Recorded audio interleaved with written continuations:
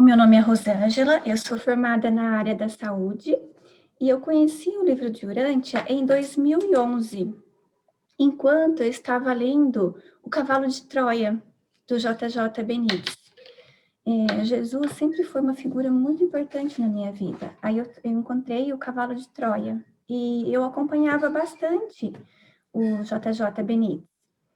E foi em uma de umas entrevistas dele que perguntaram para ele o que ele achava do livro de Urântia. Até acusavam ele de plagiar o livro. E ele disse nessa entrevista que ele achava que era a quinta revelação, que ele realmente acreditava que era a quinta revelação. E aí eu ouvi isso nessa entrevista e eu não sabia do que se tratava. E aí eu fui atrás para saber o que era o livro de Urântia. E eu e minha irmã, eu sou gêmeas, então eu e minha irmã, a gente estava nessa busca. E aí a gente comprou o livro, as duas, e nós começamos a ler. E eu fiquei muito assombrada com o livro. Eu peguei o livro e eu fui direto na parte 4, que falava sobre Jesus. E eu fiquei muito assombrada, muito maravilhada com o livro. Eu simplesmente acreditei em tudo. Na hora eu lia, acreditava e gostava e ficava feliz com o que eu estava lendo. E aceitei tudo o que estava escrito lá, porque fazia um sentido enorme para mim. Mas eu não tinha ninguém para conversar, a gente só tinha uma outra, né? E depois, pesquisando, as nossas pesquisas eram na internet. Daí a gente descobriu que tinha uma associação desse livro. E um pouco mais tarde, em 2015, começou a aparecer na internet umas palestras Urântia, do Marcos Dalmolin. E nessas palestras eram o Marcos Dalmolin, o Carlos Leite, o André, o Caio, tinha mais um. E aí, depois dessa palestra, começaram a aparecer mais coisas. Depois, em 2018, tinha um encontro latino-americano, aí eu fui em 2018. Depois, no ano passado eu descobri a escola através do Fábio, do canal do Fábio da internet. Eu achei maravilhoso, eu achei uma ideia fantástica. Aí eu comecei a seguir as aulas e mais tarde, um pouquinho mais tarde, tinha um projeto que eu tinha feito sobre os anjos, que era o meu segundo maior interesse no livro. E eu já tinha reunido os documentos, tudo que falava, eu já tinha feito esse projeto, e eu entrei em contato com o presidente da associação, Milton, e eu enviei para ele. E ele gostou, colocou no canal do YouTube, e depois, um pouco mais tarde, o Neemias me convidou para ser a conselheira da escola, e eu estou aqui. E essa é a minha primeira aula. E essa é a minha primeira aula, por coincidência ou não, nós vamos falar de gêmeos, e eu sou gêmeas. Então, já vou compartilhar a tela para a gente falar desse casal maravilhoso de gêmeos. E nós estamos falando sobre a história de Urântia. Esse é o módulo intermediário, capítulo 2, aula 7. E hoje nós vamos falar da primeira família humana. Há 1 milhão de anos, Urântia foi registrada como mundo habitado. Uma mutação na linhagem dos primatas em progressão subitamente produziu 2 seres humanos primitivos, os ancestrais verdadeiros da humanidade, por volta da época do começo do terceiro avanço glacial. E durante as últimas épocas glaciais que avançavam e recuavam, os reveladores contam que, além de animais primitivos, os nossos ancestrais, eles tinham que lidar também com as intempéries da natureza, inclusive o frio. Nós tivemos, ao todo, 6 invasões glaciais. A sexta e última foi há cerca de 150 mil anos. E a que eles estavam vivenciando agora era a terceira invasão glacial, chamada de a Idade do Gelo. Os primeiros seres humanos verdadeiros. E nós passamos na nossa evolução por todas essas etapas, que o Neemias explicou na aula anterior dele, muito bem explicadinho. Desde os tipos primitivos de lêmure, depois os mamíferos precursores do homem, os mamíferos intermediários, os primatas e, enfim, os primeiros seres humanos. As tribos de primatas eram o último vínculo vital na evolução. Os reveladores falam que as tribos de primatas eram o último vínculo vital que faltava na evolução do homem, mas em menos de 5.000 anos, essas tribos extraordinárias não sobreviveu. E então, depois de quase 900 gerações de desenvolvimento, cobrindo cerca de 21.000 anos, desde a origem dos mamíferos precursores, os primatas subitamente geraram duas criaturas notáveis, os primeiros seres humanos verdadeiros. E do ano 1934, que é quando foi escrito o livro, até o nascimento dos dois primeiros seres humanos, contam-se exatamente 993.419 anos. Se a gente for fazer uma continha aqui do ano 2021, vai dar 993.506 anos. E essa imagem é meramente ilustrativa. A gente não tem ideia de como Andrômeda e Fonta eram realmente. Eles, mais para frente, eles vão dar algumas dicas para a gente, mas a gente não tem ideia de como eles eram. Andon e Fonta. Os dois seres notáveis possuíam polegares humanos perfeitos, como os tiveram muitos dos seus ancestrais, e tinham pés tão perfeitos quanto o das raças humanas atuais. Eles andavam e corriam na vertical, não eram trepadores. A função de agarrar com o dedo grande do pé havia desaparecido completamente. E quando o perigo os levava ao topo das árvores, eles subiam exatamente como os humanos de hoje o fariam. E muitas emoções novas logo surgiram nesses humanos gêmeos. Eles experimentaram a admiração por objetos, tanto quanto por outros seres. Demonstraram terem uma vaidade considerável. Mas o avanço mais notável no desenvolvimento emocional foi o aparecimento súbito de um grupo novo de sentimentos realmente humanos, o grupo da adoração, abrangendo o respeito, a reverência, a humildade e até mesmo uma forma primitiva de gratidão. O medo, somado à ignorância quanto aos fenômenos naturais, estava para dar nascimento à religião primitiva. Vejam que aqui eles falam do grupo, eles tinham sentimentos realmente humanos do grupo da adoração. Ainda não é o espírito da adoração. O espírito da adoração eles vão receber um pouquinho mais tarde.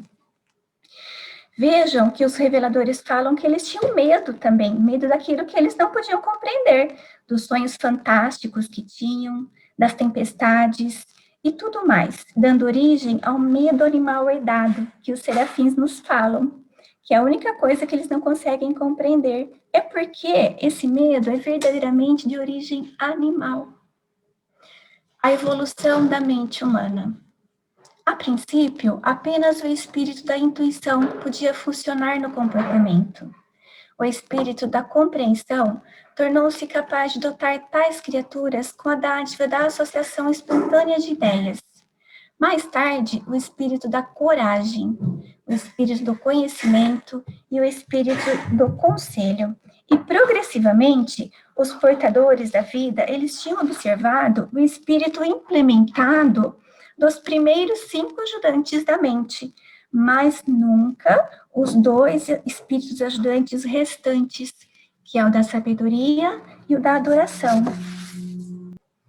Os 2 gêmeos, eles estavam com cerca de 10 anos de idade, quando o espírito da adoração, agora sim, fez o seu primeiro contato com a mente da gêmea fêmea, e pouco depois com a do macho. E quando, cerca de 1 ano depois, eles finalmente resolveram, em consequência do pensamento meditativo e de decisão propositada, partir de casa e viajar para o norte. Então, o espírito da sabedoria começou a atuar em Urântia, nessas duas que são reconhecidas agora como mentes humanas. Vejam que eles só foram chamados de seres humanos verdadeiros depois que eles receberam em suas mentes o espírito da adoração e da sabedoria, que são aqueles espíritos que nos diferem dos animais. Os seus parentes mais próximos eram ainda considerados animais. E o reconhecimento do mundo como sendo habitado. Eu acho essa parte bem emocionante. Ao meio-dia, no dia seguinte, ao da fuga dos gêmeos, aconteceu o teste inicial da transmissão dos sinais do circuito do universo no foco da recepção planetária de Urântia, o reconhecimento de haver vida inteligente no planeta. Os portadores da vida, eles receberam saudações de haver grande júbilo em Salvington, em Identia e em Jerusalém, em honra ao registro na sede central de Nébado, do sinal da existência em Urântia, de mente, com a dignidade da vontade. A decisão propositada dos gêmeos de partir e de se isolar-se da sua progênie, dos seus ancestrais inferiores, ficou registrada. E essa foi a primeira decisão da mente, do tipo humano de mente, quando eles decidiram fugir, quando eles se sentiram diferentes dos demais. Automaticamente se estabeleceu o circuito de comunicação planetário. E os reveladores dizem que esse foi um dia memorável, quando o pequeno grupo deles, de portador da vida, se reuniu perto do polo planetário de comunicação espacial e receberam a primeira mensagem de Salvington sobre o circuito de mente recentemente estabelecido no planeta. E essa primeira mensagem foi ditada pelo comandante do corpo dos arcanjos e dizia formalmente sobre o término da supervisão dos portadores da vida no planeta. E agora, havendo surgido vida nas criaturas evolucionárias, a vontade, a capacidade de escolher, o poder de adorar e ascender, o trabalho deles havia acabado. Mas, sendo Urântia um planeta de modificação da vida, foi dada a permissão para ficar aqui 2 portadores da vida, senhores, com 12 assistentes. Eu acho muito linda essa parte. Então, Urântia, ela foi formalmente reconhecida como um planeta de residência humana no universo de Nébado, exatamente há 993.408 anos atrás, a contar de 1934. A evolução biológica havia, uma vez mais, alcançado níveis humanos de dignidade de vontade, e, pois, o homem havia chegado ao planeta 606 de Satânia. E também uma variação destacável de procedimento foi a chegada tardia do príncipe planetário. Via de regra, o príncipe ele aparece em um planeta por volta da época do desenvolvimento da vontade. E se esse plano houvesse sido obedecido, Caligastia poderia ter vindo para Urântia até mesmo durante a vida de Andon e Fonta, em vez de quase 500 mil anos mais tarde, simultaneamente com as 6 raças de cores, né? Mas isso, eles dizem que se deve a um acordo antecipado que os observadores Melquisedeques, em número de 12, eles foram enviados como conselheiros dos portadores da vida, atuando como supervisores do planeta até a chegada subsequente do príncipe planetário. E esses Melquisedeques, eles vieram justamente na época em que Andon e Fonta tomaram as decisões que tornaram possível ao ajustador do pensamento residirem nas suas mentes. Urântia, ela foi registrada como um mundo habitado quando os 2 primeiros seres humanos, os gêmeos, eles tinham 11 anos de idade, e antes que se houvessem transformado nos pais dos primogênitos da 2ª geração de verdadeiros seres humanos, Andon e Fonta. E nessa ocasião de reconhecimento planetário formal, a mensagem do arcanjo de Salvington terminava com estas palavras: A mente humana apareceu no 606 de Satânia, e esses pais da nova raça serão chamados de Andon e Fonta. E todos os arcanjos oram para que essas criaturas possam rapidamente ser dotadas com a dádiva do Espírito do Pai Universal, residindo nas suas pessoas. Vejam que aqui eles falam, eles ainda não receberam o ajustador do pensamento. Vejam que eles falam que os anjos oram para que eles possam ser dotados com a dádiva do Espírito do Pai Universal. Eles ainda não receberam o ajustador do pensamento, logo, logo eles já vão receber. Andon é um nome que em Nébadon significa a primeira criatura semelhante ao Pai, a demonstrar ter sede humana de perfeição. Fonta significa a primeira criatura semelhante ao Filho, a demonstrar ter fome humana de perfeição. E eles não conheciam esses nomes, eles chamavam um ao outro de Sontaan e de Sontaim.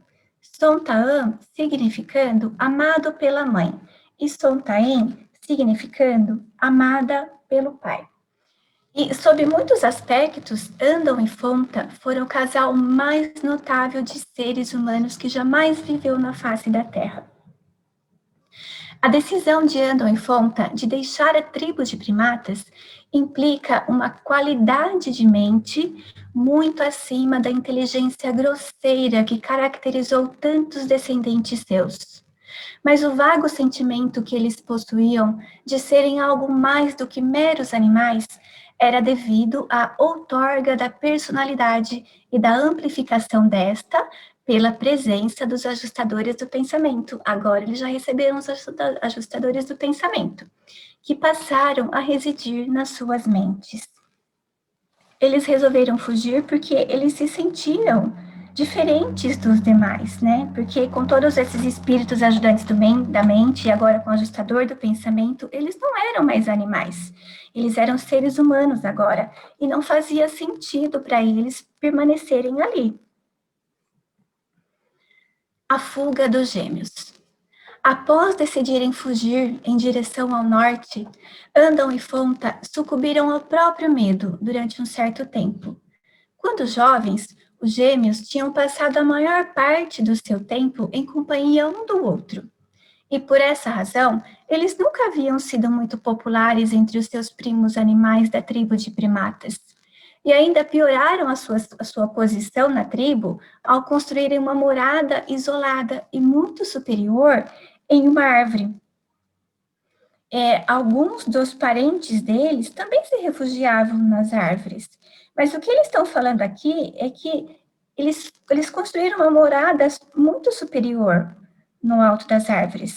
E eles sabiam, claro, que se ficassem no chão, o perigo de vida era bem maior, principalmente à noite.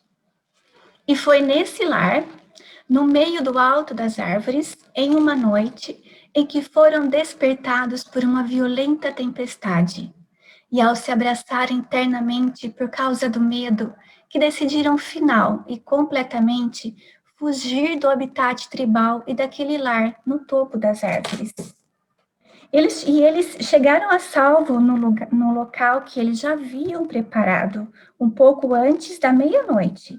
Vejam que eles já tinham planejado tudo, até o lugar onde eles iam ficar temporariamente. Certamente a convivência devia ser muito difícil, né? E os reveladores contam que quando eles fugiram, eles já não tinham mais mãe, porque a mãe deles, ela havia sido morta por gibões selvagens defendendo eles, que não paravam quietos. E eles eram muito curiosos. Então, eles saíram pela floresta, foram atacados por gibões selvagens, a mamãe tentou defender e acabou sendo morta e ela conseguiu salvar eles. E depois que eles fugiram, o pai deles ficou muito triste e ficou sem comer. E ele ficou muito deprimido e ele entrou nas florestas e também se deixou ser pego e morto por gibões selvagens também. Na sua viagem para o norte, eles descobriram um depósito exposto de sílex. Ao tentar lascar essas pedras de modo a que melhor se adaptassem para as várias finalidades, Andon descobriu a sua qualidade de fazer chispas e concebeu a ideia de fazer fogo. Eles ficaram tão surpresos e assustados com o êxito que quase perderam o fogo. Salvaram-no adicionando o estímulo adequado. E então começou a primeira busca de lenha pelos pais da humanidade.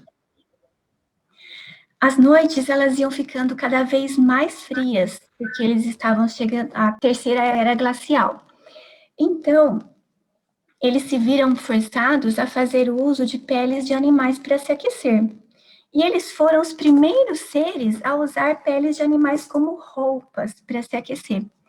Eles tentaram, daí os reveladores falam que eles tentaram por 2 meses utilizar a faísca da pedra para acender fogo, mas nada conseguiram.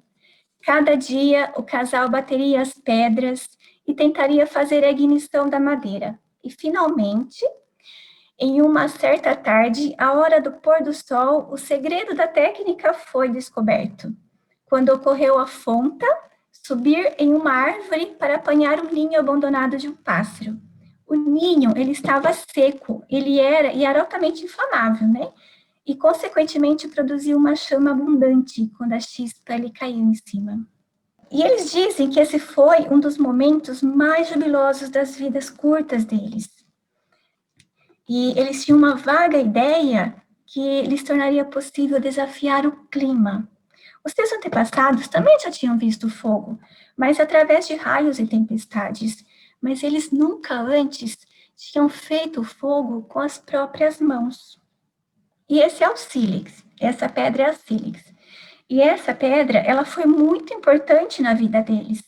O sílex, ele era usado de muitas maneiras por essa gente, pela sua qualidade de dureza. Podia fazer fogo com elas ao bater uma nas outras, e além de armas de caça, como flechas, machado, arpão, entre outros. Os reveladores falam que eles viajavam a longas distâncias à procura dessas pedras, assim como nós, os humanos modernos, saímos hoje em dia à procura de ouro, diamante, e o sílex era essa pedra preciosa para eles. Eles também usavam os ossos, mas o sílex, pela sua dureza e por essa característica de fazer fogo, era uma pedra bem apreciada por essa gente. A família de Andon e Fonta. E quase 2 anos transcorreram antes que o seu primeiro filho nascesse. Eles o chamaram de Sontá. E Sontá foi a primeira criatura que nasceu em Urântia a ser enrolada em uma coberta protetora no momento do nascimento. Eles tiveram ao todo 19 filhos e viveram para desfrutar do convívio com quase meia centena de netos e meia dúzia de bisnetos. Aí já começou a surgir o instinto de cuidar devidamente das crianças, as quais nasciam cada vez mais fracas. Isso iria caracterizar o desenvolvimento progressivo da mente, da ordem intelectual, em contraste com os tipos mais puramente animais. Andon e Fonta trabalharam incessantemente para nutrir e elevar o seu clã. Eles viveram até a idade de 42 anos, quando ambos foram mortos durante um abalo da terra, pela queda de uma rocha pendente. 5 dos seus filhos e 11 netos pereceram com eles, e quase 20 dos seus descendentes sofreram ferimentos sérios. Com a morte dos seus pais, Sontá, ele assumiu imediatamente a liderança do clã.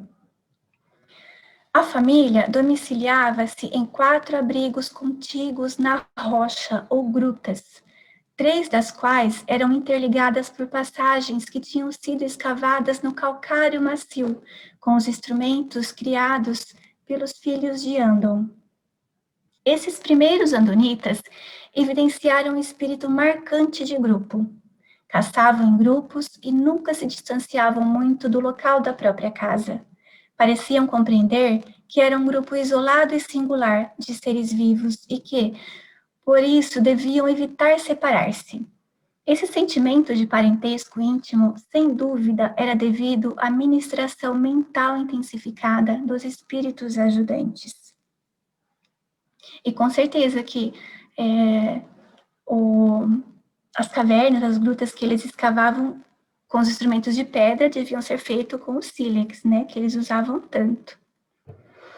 Os homens lutariam heroicamente pela segurança das suas companheiras e da sua progenie. As mulheres eram afetuosamente devotadas aos seus filhos. Mas esse amor era somente com os mais próximos, a própria família ou os amigos mais próximos. O altruísmo ainda não tinha nascido no coração desses andonitas. Eles eram caçadores destemidos e bem-sucedidos. E à exceção de morangos selvagens e certas frutas das árvores, eles viviam exclusivamente de carne. Eles comiam carne cru.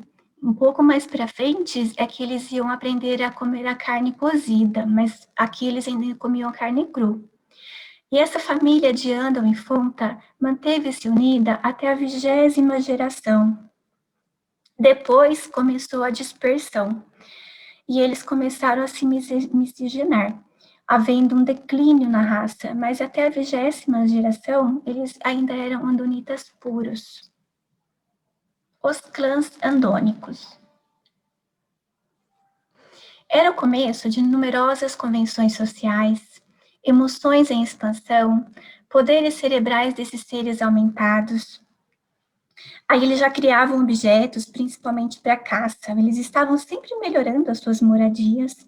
Eles tinham uma organização social para manter a ordem com o aumento do clã. Eles tinham uma divisão no trabalho.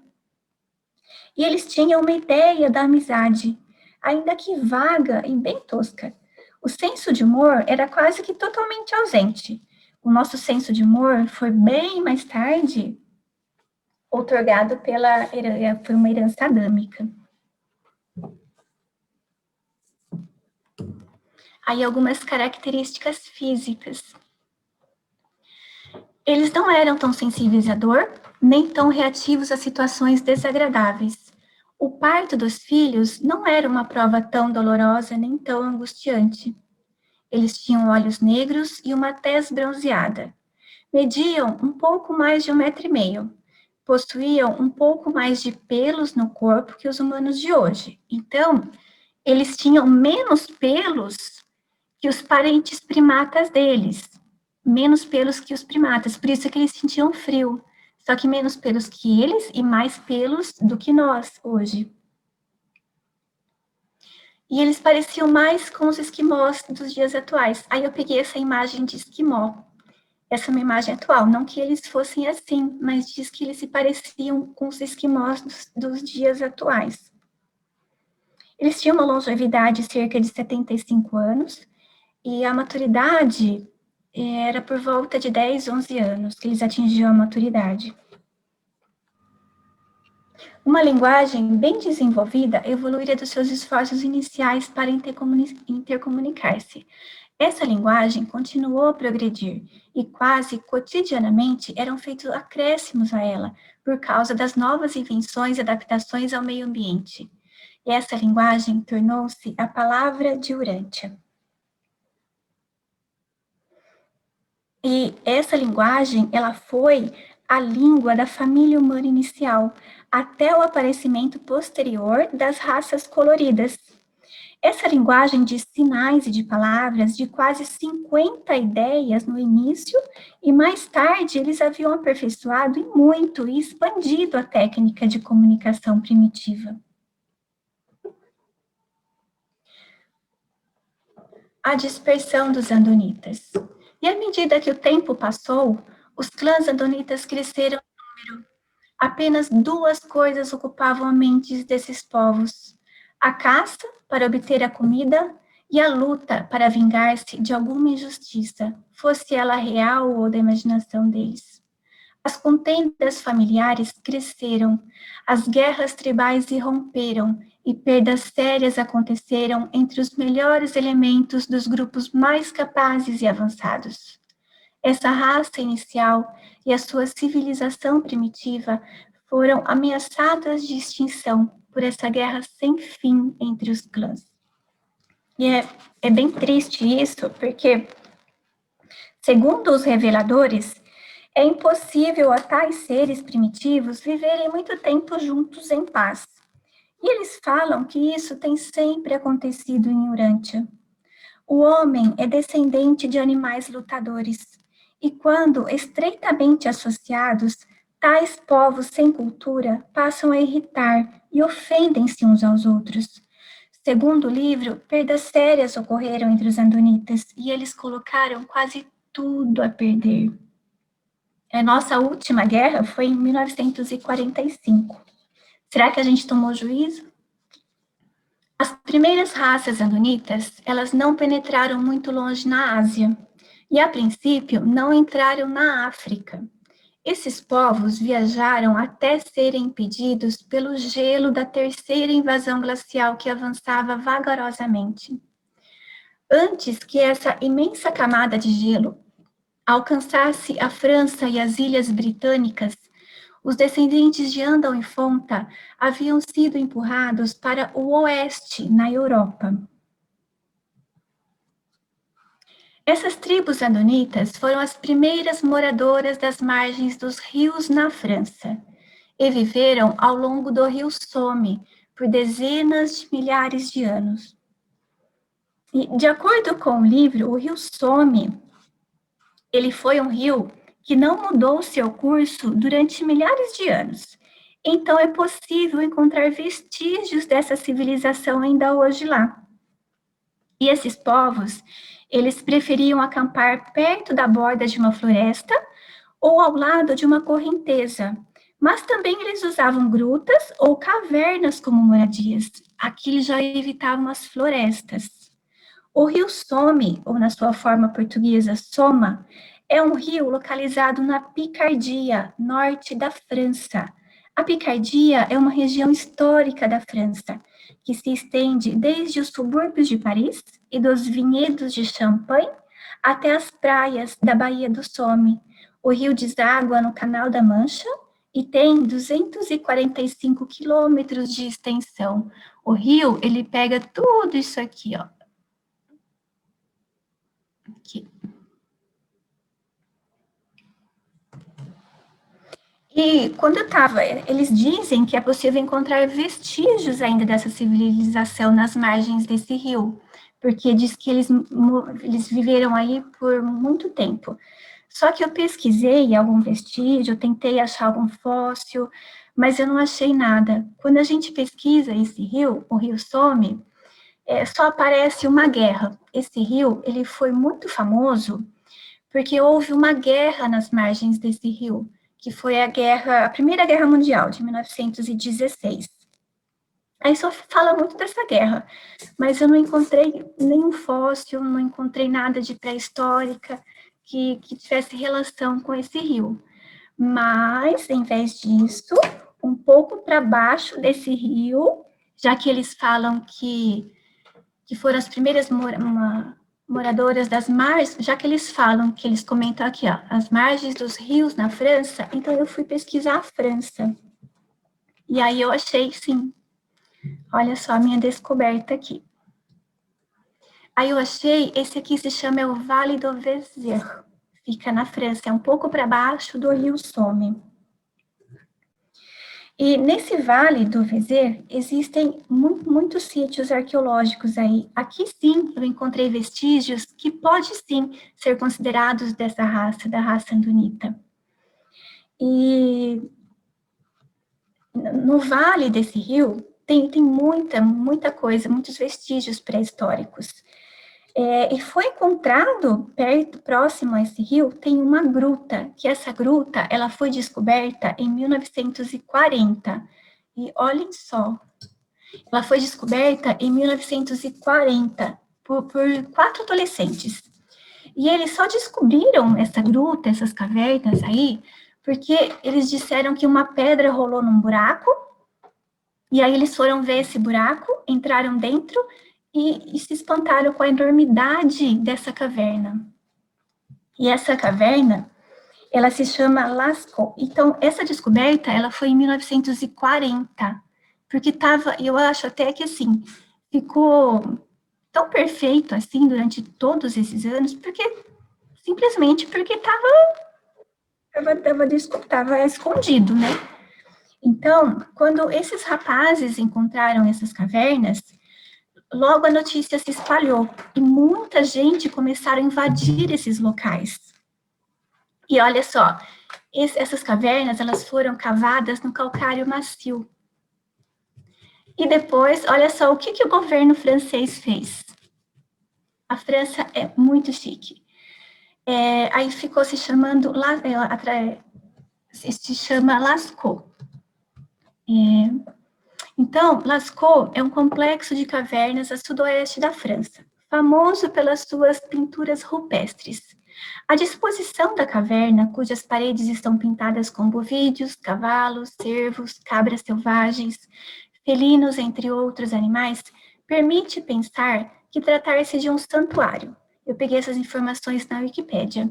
Pertence a grutas decoradas do Vale do Vézère. E desde 1979 faz parte do Patrimônio Mundial da Unesco. Olha só que coisa mais linda que os franceses fizeram. Tem até uma visita virtual, viu? Quem tiver interesse. A gruta, ela foi cavada no calcário macio, como eu disse para vocês. Foi encontrado muitos sílex lá dentro. Foi aqui é o interior da gruta. Então, foi encontrado muitas pedras, muitos sílex, muitas armas feitas com sílex.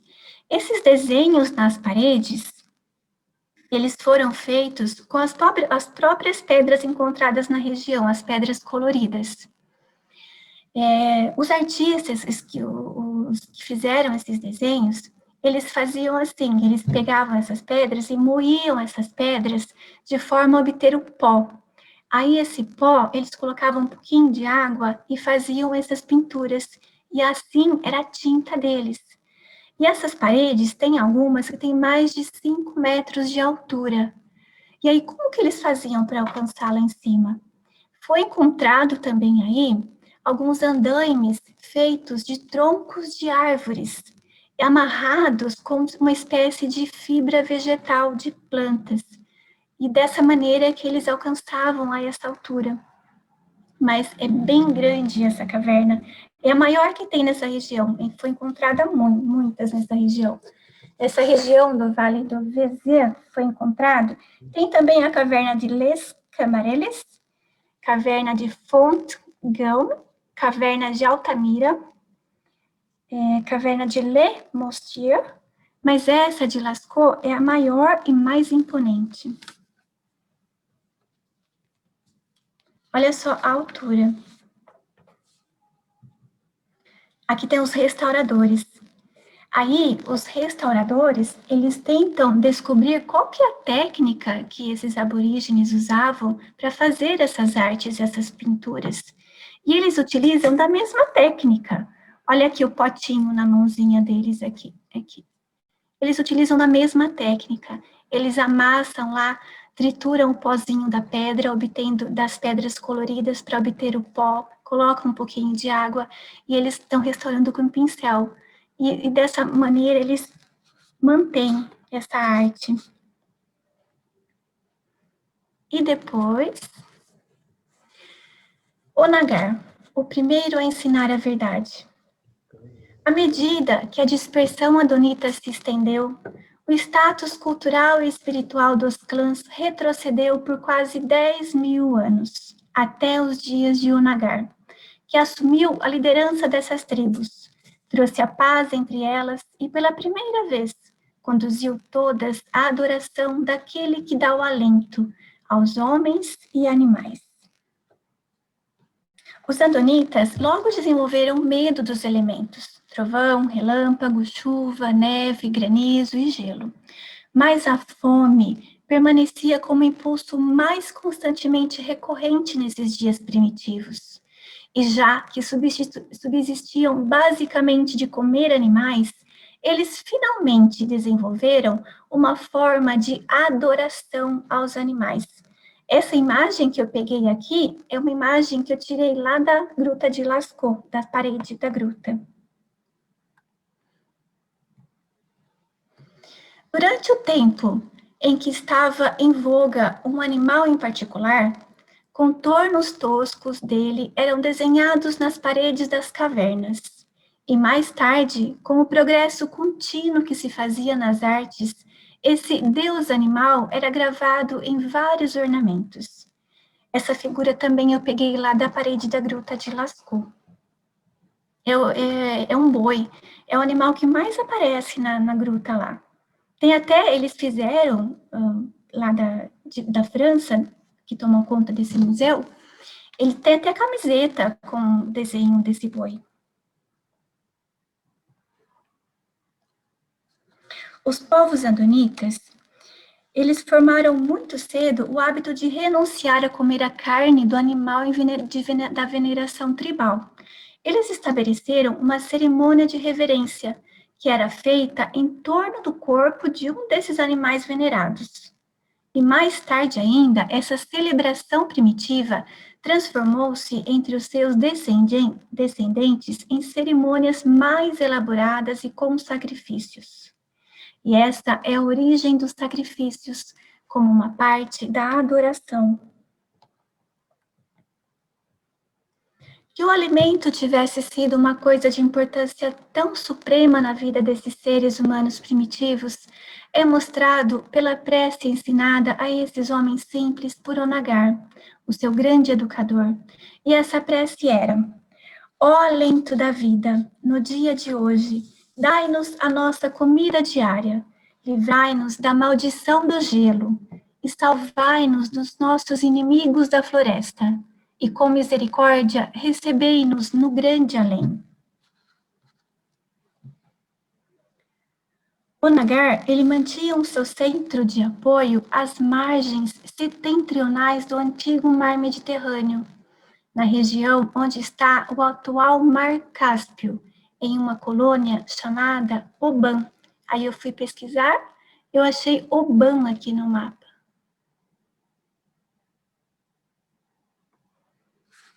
Eu fiquei até com dúvida se essa era Oban de Onagar, mas pelas características que ele diz, no mapa aqui mais à frente, parece que sim. Aqui. Lembra que eles ficaram muito tempo aqui na França, nos rios da França? Oban está bem aqui, na Inglaterra, e fala também que depois eles foram para a Inglaterra, tanto quanto para o outro lado. E falar também na região do Mar Cáspio. Mar Cáspio está aqui. A França aqui, que eles ficaram um tempão. Nesse documento fala bastante da França. E depois Oban está um pouco mais para cima. De Oban, ele enviou educadores às colônias, e essa imagem é da Oban atual, da Oban de hoje, uma cidade maravilhosa, linda. De Oban, ele enviou educadores às colônias mais longínquas para disseminar as novas doutrinas de uma deidade única e o seu conceito da vida futura, que ele denominava de grande além. Esses emissários de Onagar foram os primeiros missionários do mundo. Foram também os primeiros seres humanos a cozinhar a carne, os primeiros a usar o fogo para o preparo da comida. Vejam que aqui eles já usavam fogo para preparar a comida. E eles dizem que assim, eles colocavam as carnes nas extremidades dos espetos ou em pedras quentes. O que isso lembra? Churrasquinho. Churrasco aqui do sul. Churrasquinho. Pois é.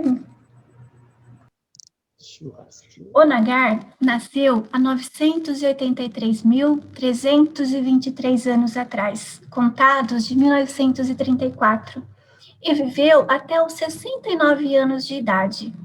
Ele instituiu um governo tribal eficaz, que continuou sem par durante as gerações seguintes por muitos milênios.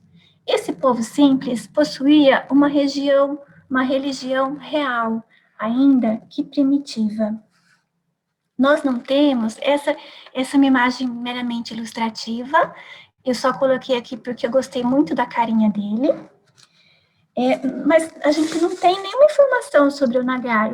Os reveladores, eles não dizem nada sobre o Nagar, a não ser sobre o trabalho que ele fez. Nós não sabemos se ele tinha filhos, quantos filhos, se ele teve esposa, a gente não sabe da vida pessoal dele. E o Nagar, ele me lembrou bastante Maquiventa Melquisedeque, por esse trabalho que ele realizou, de ensinar esses povos, de mandar esses missionários a ensinar a verdade. Só que Maquiventa Melquisedeque, Maquiventa é o Melquisedeque. E o Nagar, quem o ensinou? Se só o que ele tinha eram os espíritos ajudantes da mente. Então, com certeza, os serafins fizeram um excelente trabalho com o Nagar. Segundo livro, foi nos dias de Onagar que os ajustadores do pensamento, os serafins guardiães, vieram em grande número para Urântia. E todos os espíritos ajudantes da mente, eles influenciam a capacidade espiritual. E eles dizem também que houve uma intensa ministração dos espíritos ajudantes da mente. E isso se deve ao fato de Onagar buscar esse lado espiritual, despertando nos outros também. E os reveladores falam que essa foi, de fato, a idade dourada do homem primitivo. Andam em Fonta e Onagar. E essa é a narração do capítulo mais heróico e fascinante em toda a história de Urântia. A história da evolução, das lutas de vida, da morte e da sobrevivência eterna dos progenitores singulares de toda a humanidade.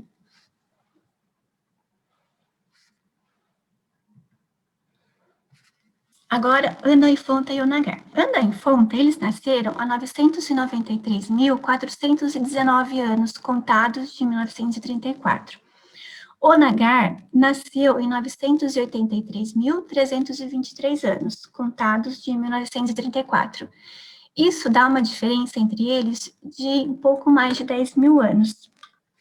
Os reveladores falam que Andam e Fonta, eles ficaram um pouco confusos nessa parte espiritual, que quando eles descobriram o fogo, eles dizem que Andam, ele achou o fogo tão maravilhoso que ele queria ser um adorador do fogo. E ele escapou por pouco de ser um adorador do fogo. Pelo conforto que o fogo trazia, pela maravilha que ele achava que o fogo era. Pouco depois, ele quis ser o adorador do sol. Só que o sol estava muito longe para ser adorado. Aí ele desistiu. E também eles tiveram 30 anos. Então, se eles fugiram com 11 anos, eles morreram aos 42 anos. Eles tiveram apenas 30 anos para trabalhar. Foi uma vida muito curta mesmo, muito curta. E o Nagar viveu até 69 anos. Então, ele teve mais tempo para trabalhar. E a sobrevivência de Andam e Fonta? Onde que eles estão agora? Andam e Fonta, depois da sua chegada em Jerusalém, eles receberam do soberano do sistema permissão para retornarem ao primeiro mundo das mansões e servirem junto às personalidades monanciais que dão as boas-vindas aos peregrinos do tempo, vindos de Urântia para as esferas celestes. Os reveladores dizem ainda que eles quiseram enviar saudações para a gente através desta revelação, mas isso não foi possível. Mas, quando a gente chegar lá nas Morôncias, serão eles que irão nos dar as boas-vindas. E a gente também tem que levar em conta uma coisa que eu esqueci de falar para vocês, que aqui, nessa época, eles não tinham o espírito da verdade, nem Andam em Fonta, nem toda a sua progênie, nem o Nagar. O espírito da verdade, nós temos ele há cerca de 2.000 anos, que ele foi, só depois de Pentecostes é que nós recebemos o espírito da verdade. Então, esses povos, antes de Pentecostes, ainda não tinham o espírito da verdade. E o Nagar? O Nagar faz parte hoje do Conselho Consultor de Urântia. Esses 24 conselheiros foram recrutados das 8 raças de Urântia. e os últimos desse grupo foram congregados na época da lista de chamada da ressurreição feita por Micael, há 1900 anos atrás.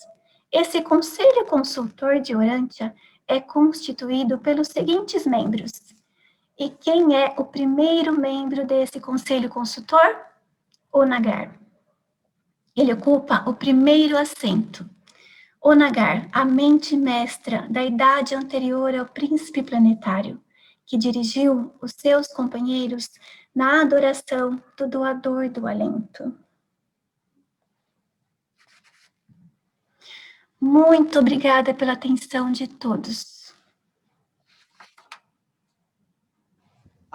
Maravilhosa, viu, a sua aula, viu? Tia Rosângela, eu me senti um menino vendo a sua história, viu? Bacana, muito boa a aula. Obrigado, Rosângela, tá muito legal. Adorei também. Muito bom. Parabéns, Rosângela. Obrigada, Maria. Arrasou, Parabéns. Parabéns. Oi, querida. Minha filha. Arrasou. Minha filha está aqui também. Parabéns, Rosângela. Foi muito lindo, se apresentou muito bem. Obrigada, Adriano. Adorei. Poderia ficar aqui por horas escutando você falar. Muito legal. Parabéns, Rosângela, muito Obrigado, bom. viu? Obrigada a todos. Obrigada a todos. Parabéns, Rosângela. Adorei, viu? Muito bom, Obrigada, muito bom. Parabéns. Beijo grande, viu? Sucesso. Sucesso nas suas aulas. Parabéns, Rosângela. Foi show. Adorei a tua aula. Apreciei bastante o seu espírito de pesquisa e a clareza e o Oi, detalhe. Yara. Obrigada, Yara. É um tema gostoso. Acho que eu fui presenteada com esse tema. Não tive, assim, eu só fiquei um pouco nervosa, claro, na primeira aula, né? Mas não teve muita dificuldade, né? Tá Obrigada. Olha, Mole, tá vendo? mole. Pronto. Agora é só... Acabou. Uma bela inauguração aí, Rosângela. Você falou a respeito do tour virtual naquela caverna. Você sabe qual que é o link ou como se faz para procurar? Se procura, a pronúncia, se escreve daquela forma, mas se pronuncia lascou. Tem muita coisa na internet deles, muita coisa, porque é mais assim, mais proeminente, a maior que tem, né? Realmente, olha, e assim, ela está intacta só porque ela estava escondida, porque ela foi descoberta em 1940 por esses jovens. Depois daí, o povo começou a invadir. E começou a depredar tudo. E ela foi cavada no calcário macio. E esse calcário, ele começa a lascar.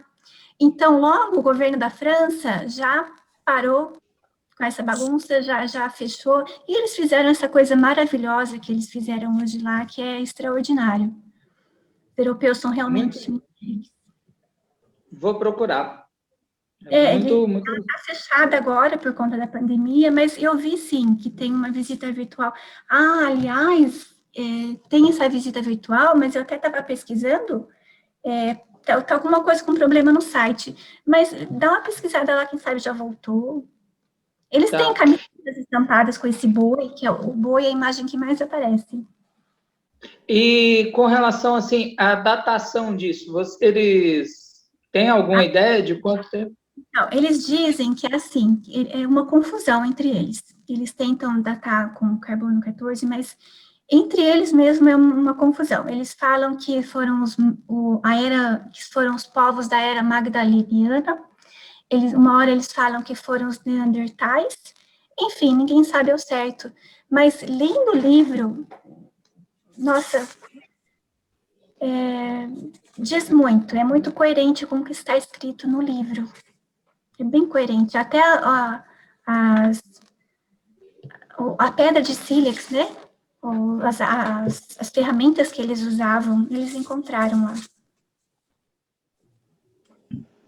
Legal. Acho que a Sueli colocou aqui Eu coloquei o link. Como é que você Obrigado, Sueli. Nada. Então, e essas figuras, se eu não me engano, eu tinha visto para uma outra apresentação, aquela que eu fiz, Se eu não me engano, elas têm 17 mil anos, se eu não estou enganada. Sim, aí eles encontraram bastante símbolos lá também. Aí eles dizem assim, uns dizem que tem 17 mil anos, outros dizem que tem 10 mil anos, mas enfim, é uma confusão entre eles mesmos, porque um desenho foi feito em cima do outro, e tem muita coisa que foi apagada. Ângela, eu achei legal, até eu marquei aqui, porque tem uma parte que eles falam assim, né? Que todos os arcanjos oram para que essas criaturas possam rapidamente ser dotadas com a dádiva do Espírito do Pai Universal. E você vê que até os arcanjos oram, né, Lilian? Hã? Você vê que até os arcanjos oram, né?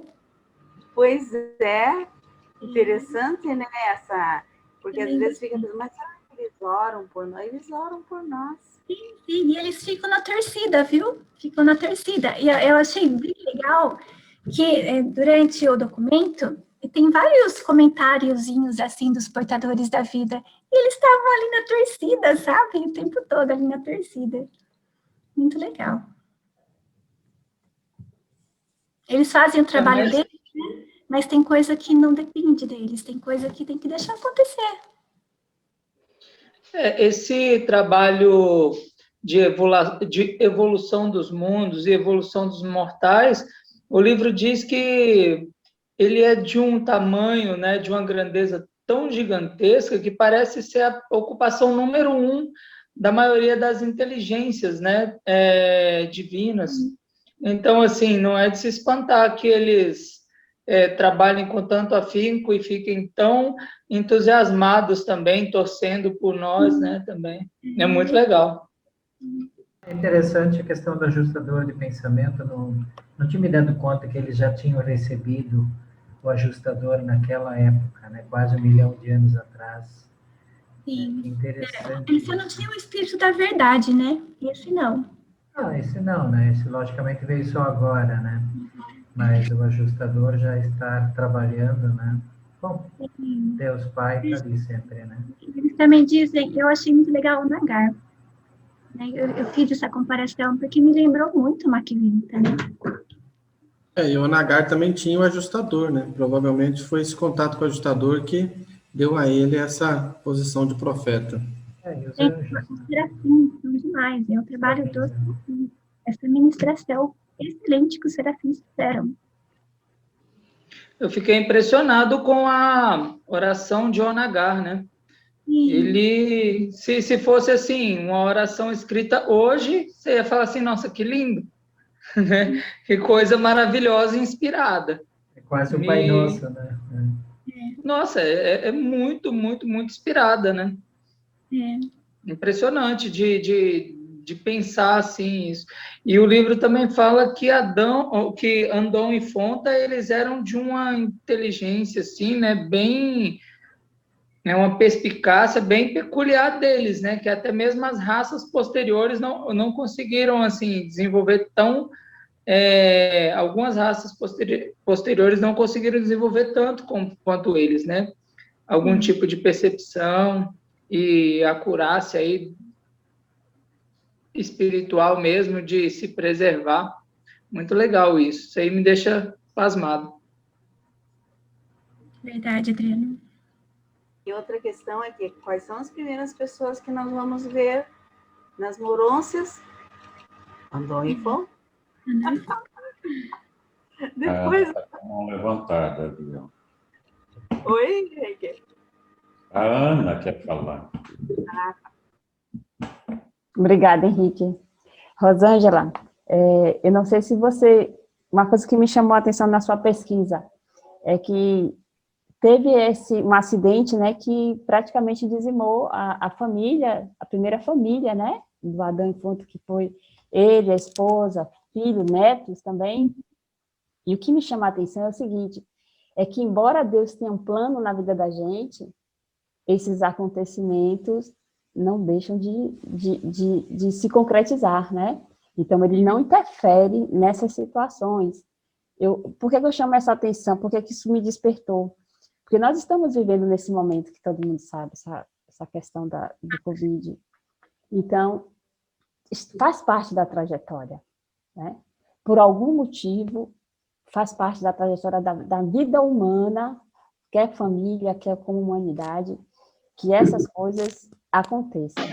E que isso impulsiona, entendeu? A evolução de alguma forma. Não que a gente deseje, mas talvez pela própria necessidade que a gente tem de transformar as situações pela inteligência, aí vem a fé, enfim. Então, isso me chamou a atenção, porque eles se agregaram mais e depois se expandiram também, né? Aquilo levou para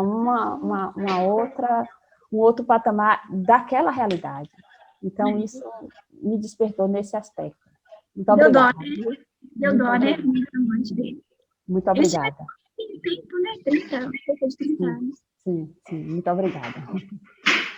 Interessante também que tudo está escrito, né? Essa história toda está escrita em algum lugar no nosso planeta, né? A gente vê essas cavernas, aí a gente vê um tanto de coisa que ainda vai ser descoberto, né? Todos esses fósseis, todas essas coisas, que isso vai se tornando cada vez mais bonito, né? Mas, cara, é fantástico. Hoje eu estava dando uma pincelada no Facebook, eu olho de vez em quando, aí apareceu um rapaz lá que critica o livro de Urântia, falando que é plágio, que não sei o quê, e ele fala com muito rancor, assim, muito ódio às vezes. Não conheço ele, não. Mas eu fico pensando assim, cara, em algum momento esse menino vai chegar na concepção de que ele está errado, porque não é possível. Não leu, né? Eu acho que parece que não leu, não é possível. Parece que não leu. O livro, ele se garante não, ele mostra a sua beleza através do todo, né? Da interligação das coisas. Se você pegar uma parte isolada ali, realmente ele vai achar semelhança em outros lugares. Mas, cara, achei que ele muito amargurado, sabe, com relação ao livro, assim. Não tem jeito, sempre vai ter alguém para se opor. A sabedoria de Jesus, e teve opositores, com toda a sabedoria dele, com todo o conhecimento que ele tinha, com todos os argumentos que ele tinha. Tinha opositores, né?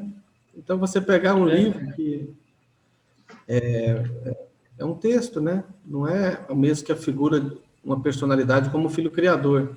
Então, a pessoa vai pegar e vai deturpar o conceito para poder encontrar alguma coisa para seu povo. Lembremos, né, que a questão também, daqui a pouco estava falando, o ajustador de pensamento há 1 milhão de anos, mas lembremos que a primeira vida inteligente surgiu nesse universo local há 200 bilhões de anos, né? Então, quer dizer, o tempo para nós é diferente, para Deus é de uma forma. Tem que ter paciência, eu acho que mais é isso. Mesmo que nessa questão agora da pandemia, paciência e usar da inteligência de como a gente pode ajudar mais, né? Isso não é fácil. Logicamente, como a gente se originou de uns bichinhos bem da goiaba, né, que eram briguentos, não é fácil, isso está dentro de nós ainda, mas eu acho que essa é a aventura, conseguir superar esses instintos animais. Eu ainda tenho muitos, né? Eu acho muito estranho isso, né? Vamos lá, né? Então, tem que ir superando aos poucos, devagarzinho, ainda mais lá no começo, né? O Anton Fonda lá. Eu até estava procurando umas imagens dos Inuit, né? Dos esquimós, para ver se achava algum meio sem roupa para colocar animais ali para a região tropical, mas estava tudo tão empacotado que eu não consegui localizar um assim que pudesse, né, trazer. Mas esse que a Rosângela trouxe, uma família muito bonita, essa imagem tem bastante. Tá? Obrigada, Jorge. Obrigado. Obrigada. Bom, pessoal, antes que todos saiam, então, eu queria dar uma notícia, que a partir do próximo capítulo, nós vamos fazer uma campanha de doação de livros, e serão livros sorteados aqui na sala da Escola Orante. Então, vai funcionar assim.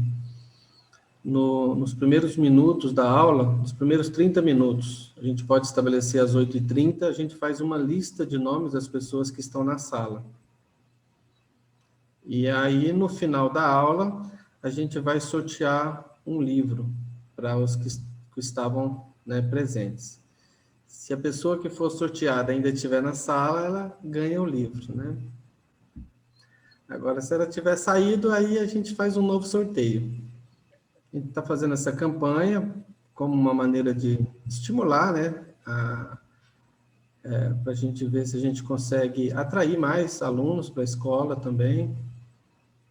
E é uma maneira também de poder doar livros a quem ainda não tem, ou às vezes a pessoa tem, mas pode utilizar esse livro para fazer uma doação também, para quem não tem. Então, é uma campanha de disseminação. Muito legal. Vou colocar uma questão também, eu participo de outros cursos também, e aí hoje eu estava conversando um pouco mais com uma das estudantes, e uma das colocações era que essa do livro de Urântia seria mais uma tentativa que a espiritualidade tem para que a gente comece a se espiritualizar ou buscar a verdade. E aí me veio a ideia, assim, pensando um pouco, né, digo, puxa, mas quem lê o livro de Urântia, né? Fora alguns leitores inveterados e alguns buscadores, né, específicos da verdade, mas não é fácil, né, você convencer alguém a ler um livro de 2.090 e poucas páginas, né? Eu fiquei pensando assim, até que ponto nós estamos sendo convocados, nós, os leitores, que já lemos um pouco mais, né, de como a gente poderia divulgar isso. Porque eu fico olhando essa multidão, eu diria mais que 90% da humanidade, não tem essa capacidade de leitura, alguns são analfabetos, outros estão buscando cumprir as necessidades básicas da vida, fora os preguiçosos, enfim, mas todos são filhos de Deus, né?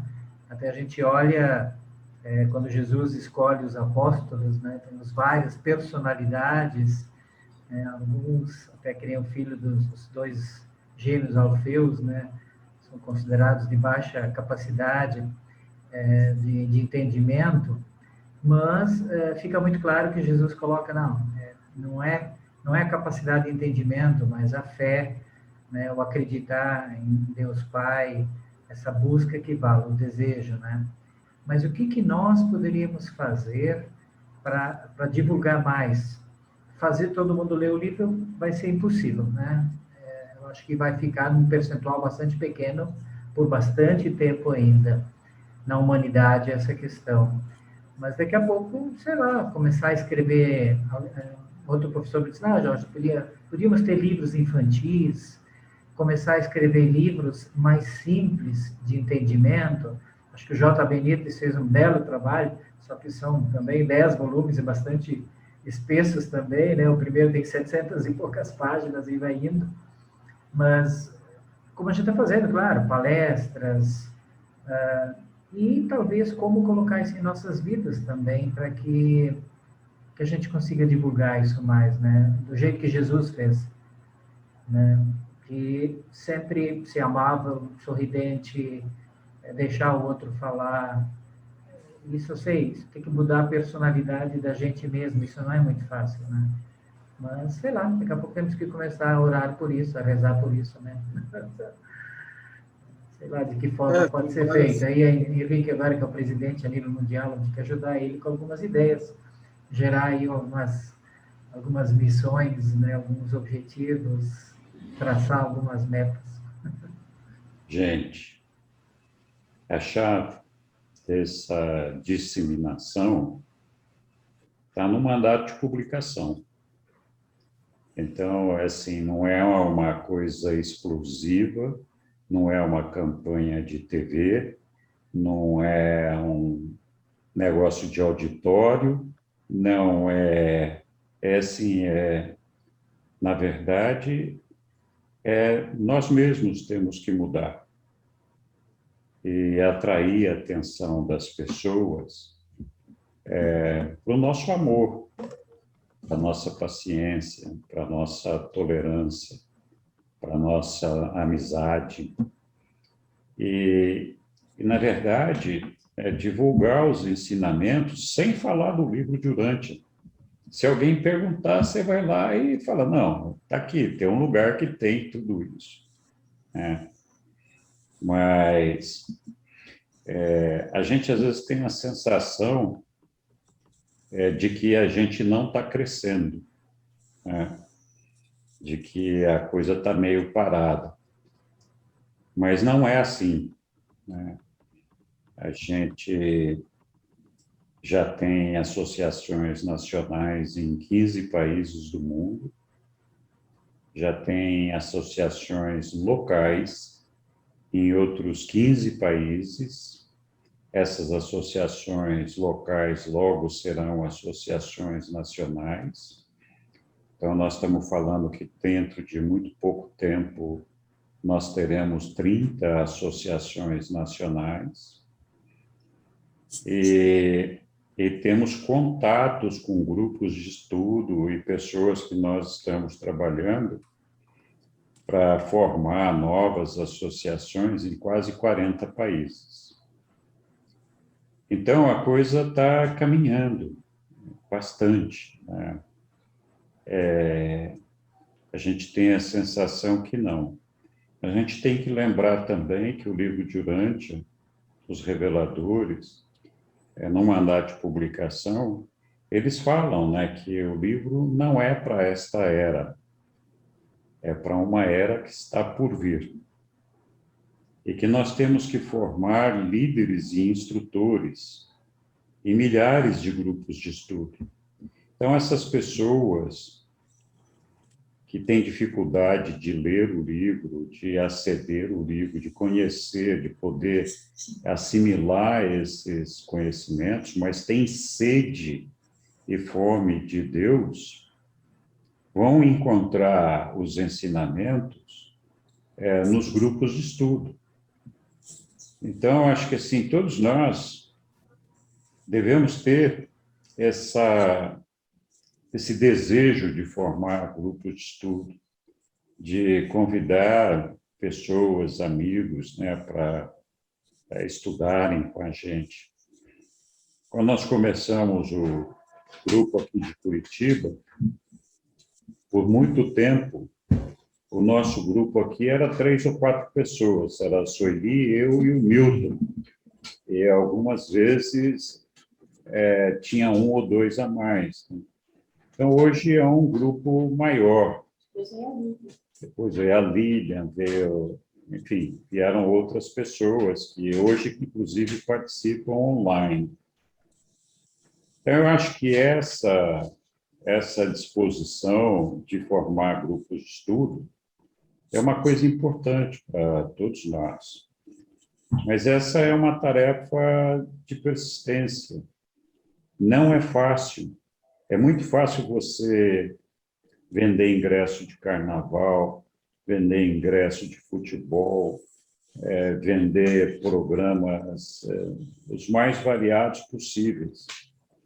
Mas é muito difícil atrair as pessoas para a religião, para a espiritualidade.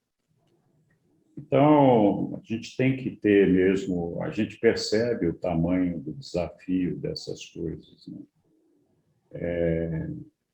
Não é fácil, mas eu acho que se a gente persistir nesse trabalho de formiguinha, vai continuar expandindo. Não adianta forçar a barra, porque não vai dar certo. Então, temos que ir fazendo a nossa parte com cuidado, com amor, com carinho, com dedicação, né? E, olha, o trabalho de disseminação dos ensinamentos, por si só, é um desafio tão grande, que às vezes a gente não para um pouquinho para pensar. Mas a meta, por exemplo, dessa Associação Urântia Internacional, é levar os ensinamentos do livro Durante em todos os cantos do mundo. Então, quando a gente está falando de Jesus para um cristão, a gente tem atritos, porque o cristão tem as suas crenças, aquele negócio lá, e tem algumas crenças de cristãos que são quebradas no livro Durante. Agora, imagina você levar os ensinamentos do livro Durante para um país que é islâmico, ou para um país que não tem religião, ou para um país que segue doutrina dos antepassados, dos mortos. Então, são muitos desafios para serem superados. A nossa história está repleta de lutas sangrentas, a Grande Inquisição e tudo isso daí. Quanta gente, já começando pelos cristãos que foram crucificados, quanta gente não foi sacrificada, quantas guerras religiosas nós não tivemos no passado e temos ainda hoje. Então, de que maneira a gente quebra essas coisas? De que maneira a gente supera essas dificuldades? A primeira é tendo muito amor, muita tolerância, muita paciência. A gente não convence as pessoas através de argumentos. Você pode até argumentar, mas o exemplo de vida, a dedicação, o carinho, o amor, o respeito, a tolerância, é que faz com que as pessoas te olhem com admiração e vejam em você um representante de Jesus. É por isso que na associação internacional e nas associações nacionais, a gente fala que a comunidade Durante recebe de braços abertos, com muito amor e carinho, a todas as pessoas de todas as religiões e todos os credos do mundo. Porque mais além da religião, mais além do credo, mais além das crenças, está uma personalidade do Pai, com a presença do ajustador do pensamento, e que nós devemos respeitar. Nós também temos crenças, e algumas dessas crenças são muito difíceis de serem superadas. Então, essa é uma máxima dentro da associação, de receber as pessoas de braços abertos. E isso não significa questionar as crenças dessas pessoas. À medida que as pessoas vão aprendendo, vão se interessando e vão se desenvolvendo, elas por si mesmas vão descobrindo que algumas de suas crenças não fazem mais sentido. Isso aconteceu comigo quando eu comecei a ler o livro Durante. Então, nós estamos falando aqui da dificuldade de disseminar uma espiritualidade, uma religião, um conceito de religião individual, de como isso por si só já é um desafio gigantesco. É por isso também que dentro da associação existe um capítulo especial falado assim, olha, nós nos auto-impomos algumas limitações. A gente não se envolve com política. A gente não se envolve com ativismos. A gente não se envolve com questões econômicas, sociais. Não que elas não sejam importantes. Elas são extremamente importantes. Mas a ideia é de minimizar os conflitos. Por que nós vamos aumentar os conflitos que nós temos? Discutindo política, discutindo economia, dentro de grupos de estudo do livro Durante. Não é proibido discutir essas coisas. Podemos discutir, mas nós não queremos aumentar esses conflitos e essas dificuldades. Eu não posso, por exemplo, chegar na Arábia Saudita dizendo que eu não concordo com o regime de governo deles e que o livro de Urântia é a favor disso ou daquilo. Não vai dar certo esse negócio. Jesus, quando esteve com a gente, ele não se envolveu com essas coisas. O princípio básico é de que, se nós conseguirmos fazer a elevação espiritual do homem e fazer uma ampliação da consciência cósmica de cada indivíduo, ele, por si só, vai chegar no lugar certo. Não precisa ninguém ficar brigando com ele. Nós não precisamos fazer disputas. Nós não precisamos ficar brigando. Nossa unidade está em Deus.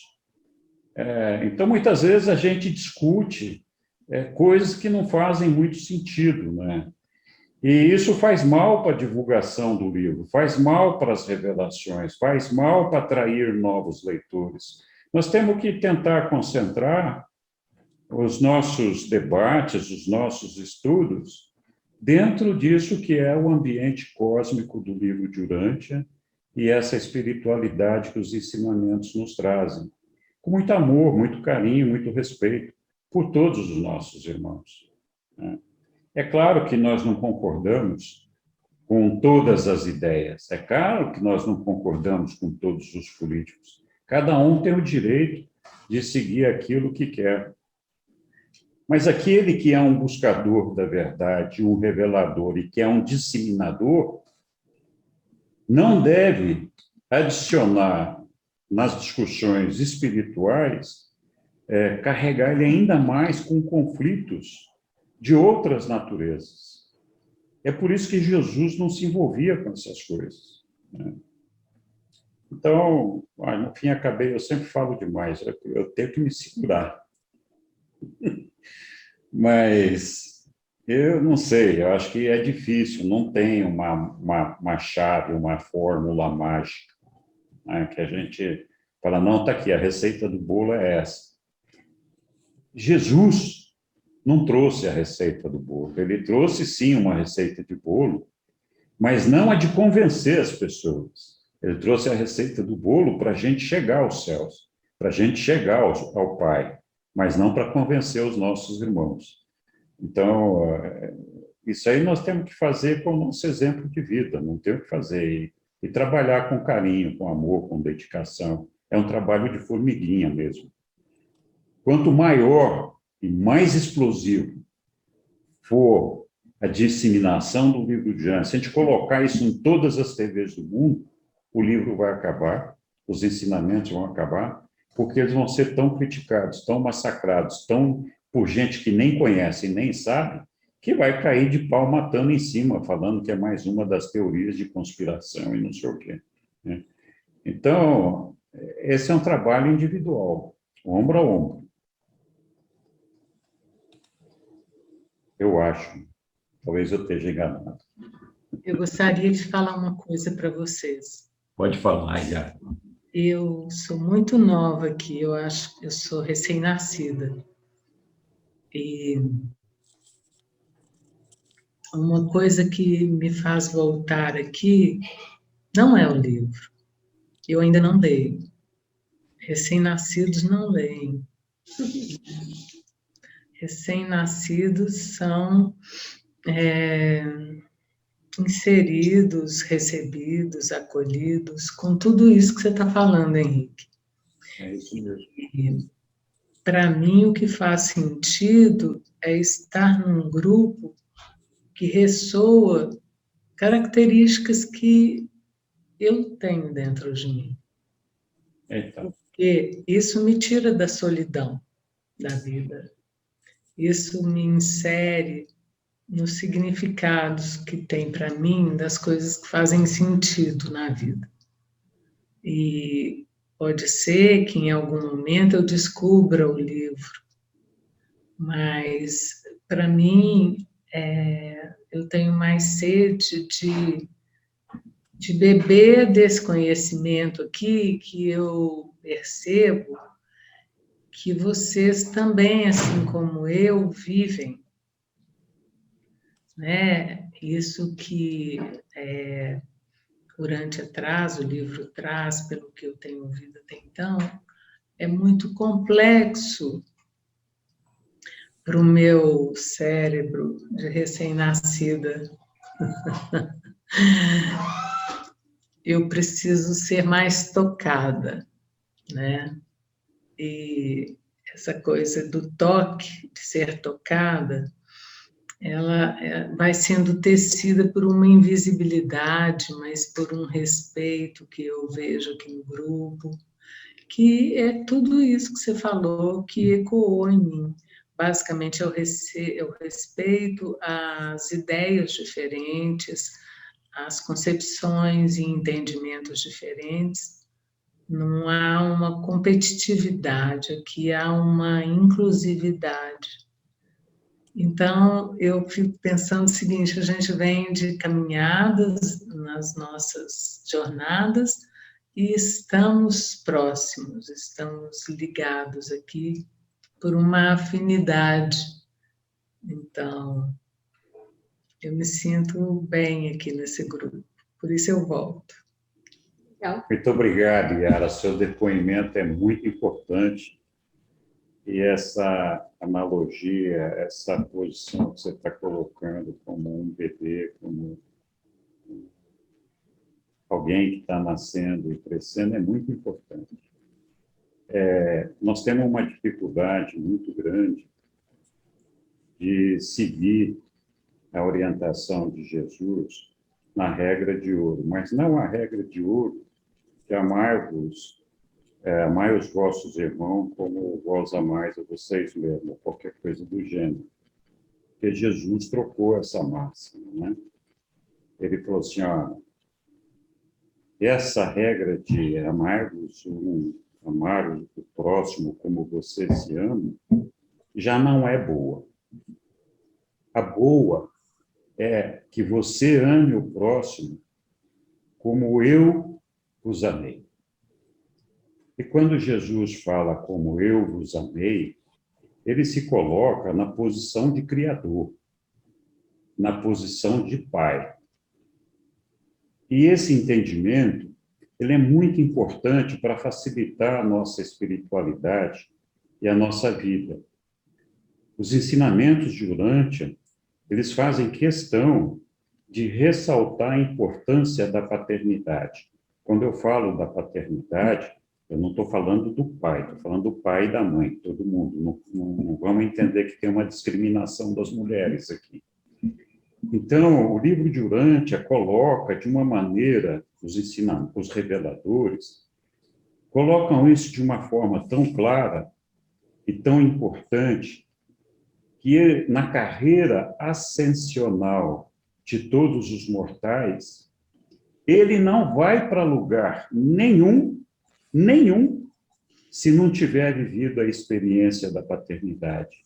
É claro que essa experiência da paternidade não precisa ser necessariamente vivida neste mundo físico, na carne.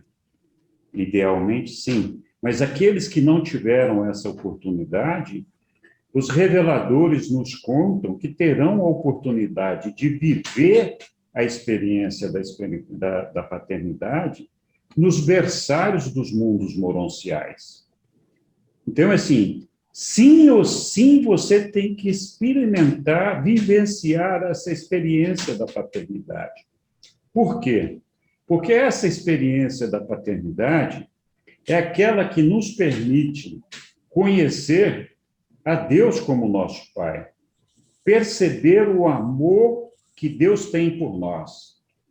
Porque não existe amor maior no mundo do que o dos pais pelos seus filhos. O único amor superior a esse é o amor de Deus por cada um de nós. Então, se nós conseguirmos compreender isso, nós podemos compreender o ensinamento de Jesus. Então, qual é o pai ou qual é a mãe que perde a paciência com um filhinho seu bebezinho? Ou com um filhinho seu de 5 anos? Você pode perder a paciência momentaneamente ali, porque os humanos são muito frágeis. Mas quantas vezes um pai e uma mãe perdoam um filho ou uma filha? E não importa a idade. Filho é sempre filho. Então, nesse sentido, é que Jesus falou, olha, vocês devem amar uns aos outros como eu vos amei. E quando ele fala como eu vos amei, ele está dizendo, olhe para o seu irmão como um possível filho seu. Em que sentido? Todos nós temos idades diferentes. O fato de você ter, por exemplo, 80 anos, não significa que você tem maturidade. Não significa que você experimentou um crescimento espiritual. A sua idade espiritual, a sua maturidade, pode ser a de um bebê de 5 meses. Então, de que maneira você trata uma pessoa só porque você enxerga aquela pessoa com a idade material e física dela? Com que tolerância, com que amor, com que respeito você trata a ignorância dessa pessoa? Com que amor você trata essa pessoa quando você percebe que ela não tem o conhecimento de Deus que você tem? Então, de que maneira a gente viu alguma vez Jesus humilhar alguns dos seus apóstolos, ou algum dos discípulos, ou alguma das pessoas que viajavam com ele, que participavam das palestras dele, porque as pessoas eram ignorantes, ou porque não tinham conhecimento? Jesus nunca se engrandeceu para se fazer de mestre, ele era um mestre natural. Então, essa maneira de ver o nosso semelhante é que nos permite amar a esse semelhante. E não levar as coisas, as rivalidades pessoais, exatamente para o lado pessoal. A gente tem aquela ideia de, não, puxa vida, essa pessoa, ela está me atacando pessoalmente, ela está me desacatando, está me desrespeitando. Jesus nunca teve essa preocupação. É lógico, nós nunca vamos ter as habilidades e a consciência e o amor que Jesus tinha, mas é isso que nós temos que buscar. Então, a nossa unidade, o nosso amor, o nosso respeito, está no Pai. Nós podemos pensar de forma diferente, podemos agir de formas diferentes, mas o nosso propósito, o nosso objetivo é chegar no Pai. Se a gente tiver essa consciência, a vida vai ser muito mais fácil para todo mundo. E a pessoa que se desenvolve espiritualmente e tem essa consciência, essa religiosidade pessoal, ela transforma o mundo. Você não precisa falar de política, não precisa falar de revolução nenhuma. A pessoa que sabe qual é o propósito da existência dela e conhece a Deus, ela sabe o que é certo e errado. Ela sabe o que ela tem que fazer. E esse é o nosso propósito. Desculpem, de novo eu falei muito. Mas muito obrigado, Yara. Foi muito oportuna a tua intervenção. Eu também agradeço bastante tudo que eu tenho ouvido aqui nos grupos, né? Legal. E parece que eu tenho retornado mais a esse grupo, estou reconhecendo os rostos. Que bom. Ficamos felizes. Graças a Deus, hoje, a gente tem muitos grupos de estudo, muitos virtuais, os presenciais agora estão suspensos por conta da pandemia, mas quando nós começamos a estudar, tinha tão pouquinho, né? A gente nem conseguia participar direito. Não tinha. Hoje tem bastante opções. E tem salas todos os dias, às vezes 2 salas, então tem para todo mundo. E também é interessante, tem gravações no YouTube, né? Quando eu não estou aqui, às vezes eu consigo acompanhar a sequência lá. Sim. Isso também é interessante, importante. Muito bem. Então, muito obrigado. Rosângela, parabéns. Parabéns, Rosângela. Estava ótima a sua aula. Sua estreia foi maravilhosa. Uma aula leve, gostosa. Parabéns. Muito Obrigada. obrigado. Vocês foram lindos. Gratidão, Rosângela. Oi. Um abraço a todos. Abraço, grande abraço.